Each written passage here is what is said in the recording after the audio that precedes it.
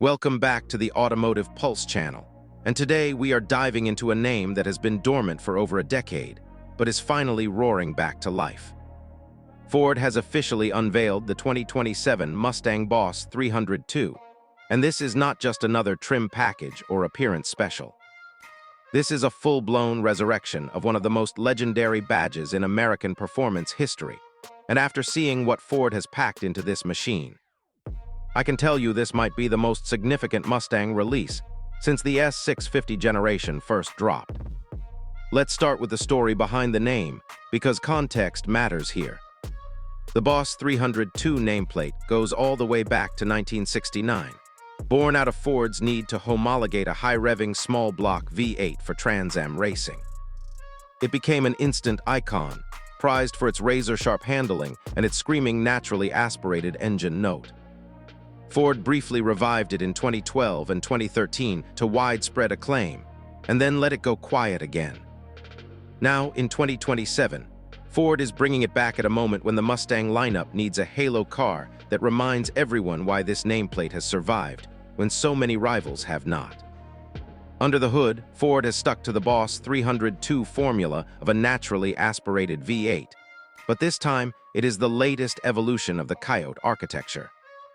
Now pushed to roughly 5.2 liters, with a flat-plane-inspired crank design borrowed from the GT350's playbook. Output lands north of 550 horsepower, with a redline that climbs past 8,000 RPM. This is not a turbocharged, torque-heavy cruiser. This is a car built to be revved out, built to reward a driver who wants to work the gearbox and chase the tachometer needle deep into the red.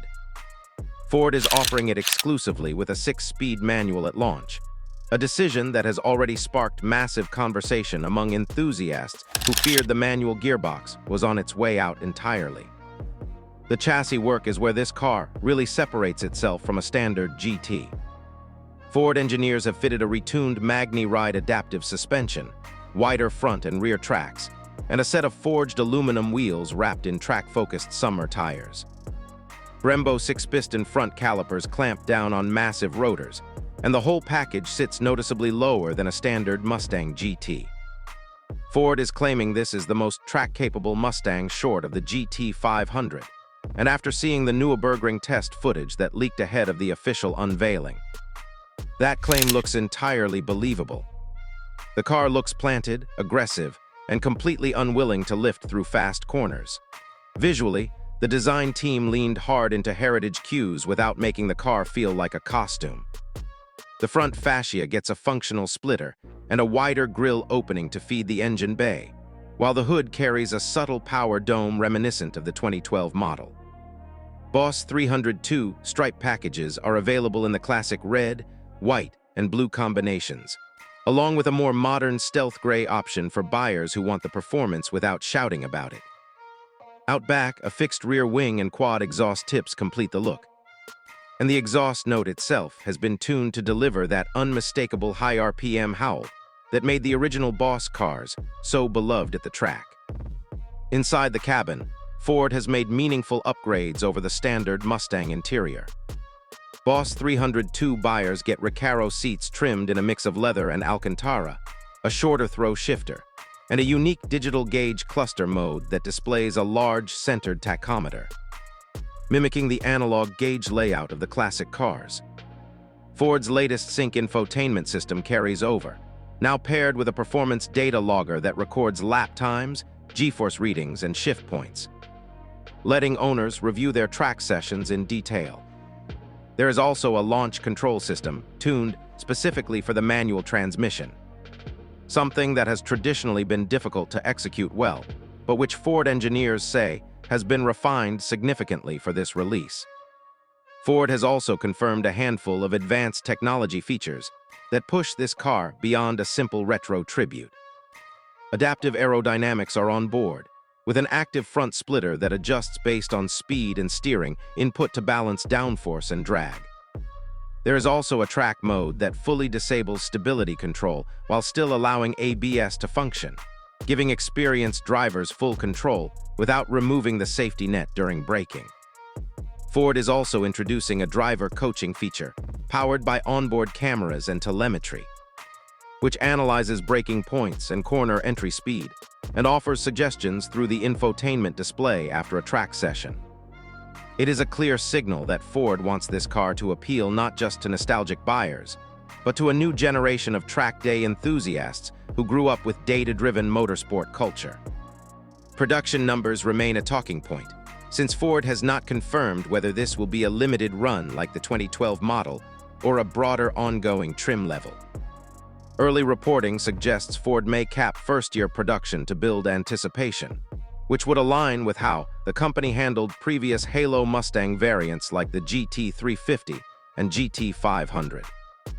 Pricing is expected to land above the Mustang Dark Horse, but below the flagship GT500, positioning the Boss 302 as the ultimate naturally aspirated, driver-focused option in the lineup. What makes this unveiling especially interesting is the timing.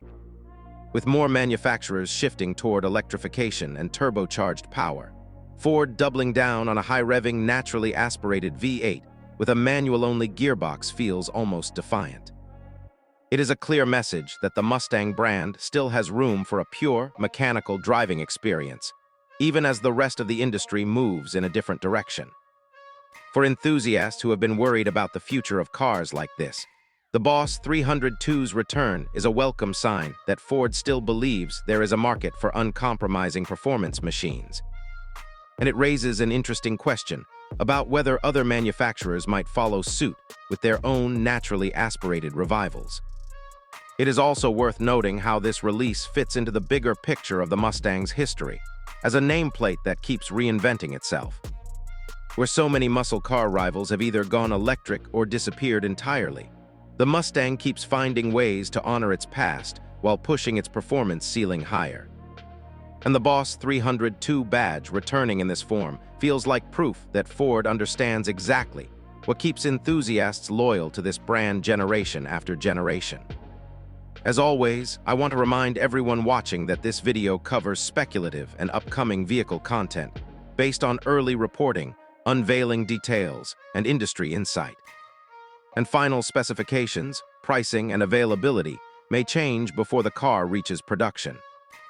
If you are as excited about the return of the Boss 302 as I am, let me know in the comments what you think about the manual-only strategy and whether you would take this over a turbocharged rival. Make sure to like this video, subscribe if you have not already, and turn on notifications so you never miss a new release breakdown here on Automotive Pulse. Thanks for watching, and I will see you in the next one.